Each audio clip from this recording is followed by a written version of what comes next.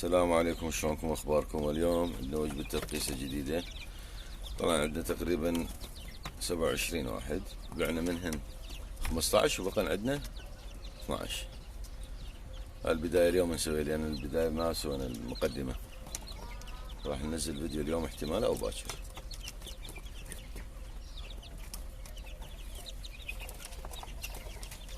يعني ما شاء الله صحتهم فول زينة.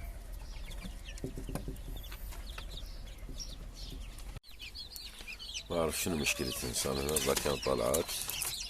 هذا وضح تعبانات كلش، هذا الحين يتحرك. ما أعرف شنو الموضوع. ما شاء الله صحتهم زينة، لكن هذول والله تعبان، كلش تعبان.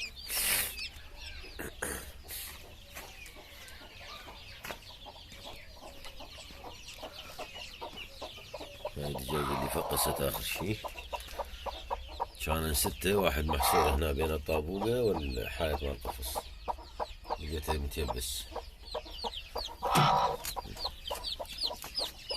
وهاي المصلحة بقت وحدة ماتت، ما أعرف كيف. هذا الدجاج مصلحة يسمون دجاج يجزوه. هذا هي جلاعتها هنا، ما شاء الله مطنقاتهم شي. هاي هم هنا هي جلاع، ما أعرف شو يريدون بعد، الفخم بعد. هاي هي مشاكل الدجاج، شو تسوي؟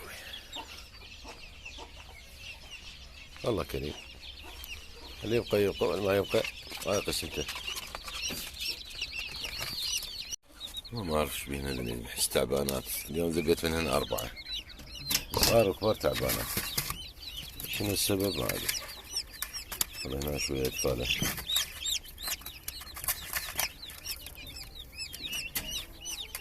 نغطيهم. الشتا ما كان هنيك، الشتا كان يجي وضح لي شي.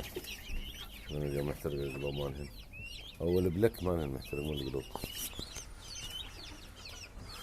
هسه الدنيا ليل باكر اللي كتبت له. من الدجاجات حشيتهن هسه طببتهن، ورا ما يطلع يسرح يفترن يرجع عنها من اللي يتعشى. مدللات بس اريد ابيعهن، والله سهل ابيعهن كلهن. هاي الوجبة، وعندي هذول صغار، هذول ما شاء الله الدجاجات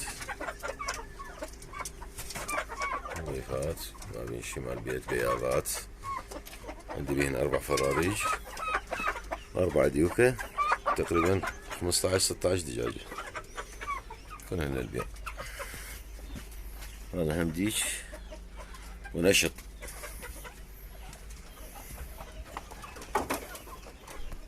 هذني فراريج صغار، هذني 4.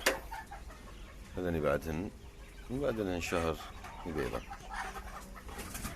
هذني 2 شهر، بس هذني 2 لا شهرين صغار.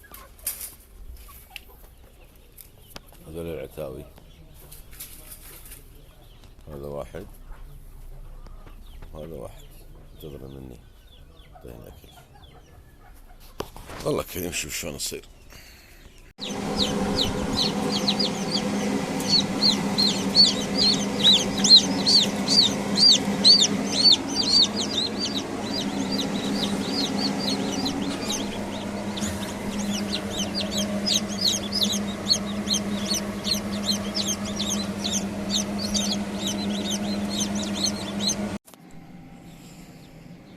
اليوم عندنا أكبر تفقيسة، وجبة تفقيس كتاكيت. سوينا 2 اليوم، 3 7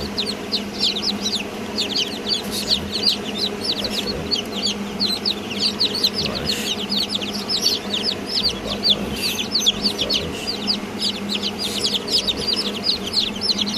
15 تعبانين خلوهم بعدهم، باقي 3 وباقي جنبهم عندي.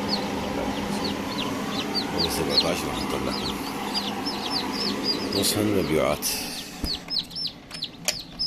محجوزات يعني قبل بعد 10 أو أكثر. راح نحولهم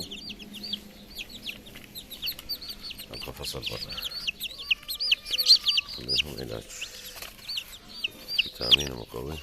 تجيب وحدة هسه تدللين.